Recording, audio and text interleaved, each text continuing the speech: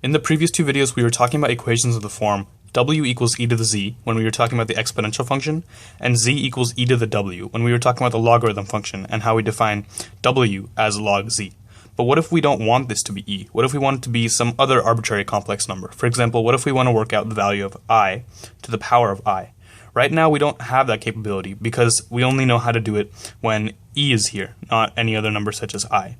So it turns out that we can use logarithms to define something that'll help us to work out this quantity. So here's the easy definition that we're going to make.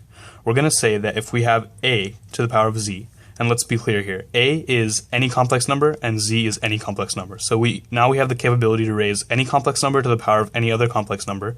This is simply defined as e to the power of z log a.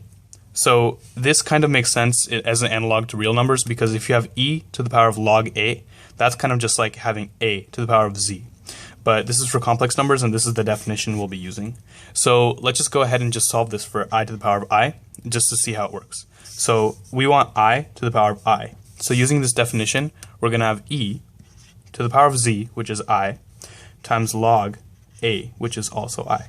So now our next step is to work out log I. So if we draw a tiny diagram here, I lies right here on the complex plane. And if we want to work out log I, we'll use the formula we derived.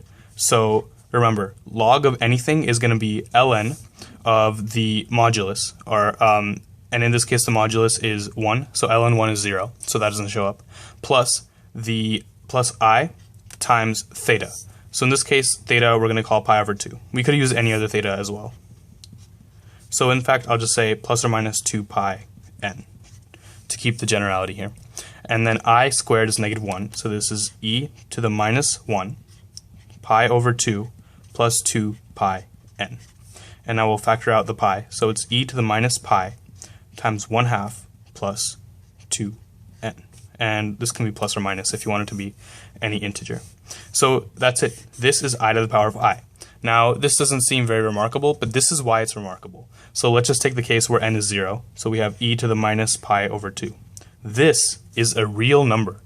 This has no imaginary part. It's just e, which is a real number, to the power of negative pi over 2, which is just a real number.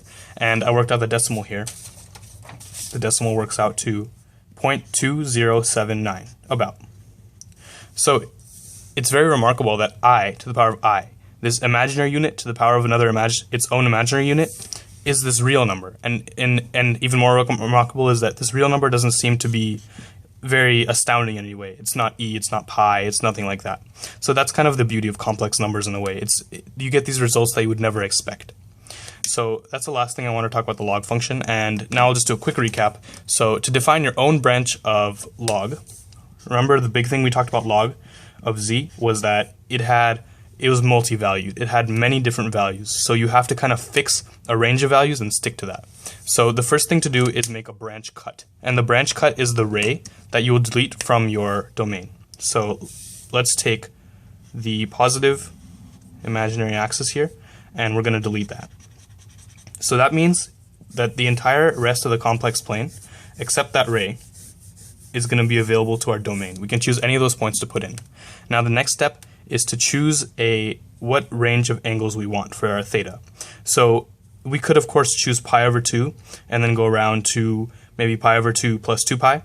So here's a possible one. You can do pi over 2, and then we can do 5 pi over 2.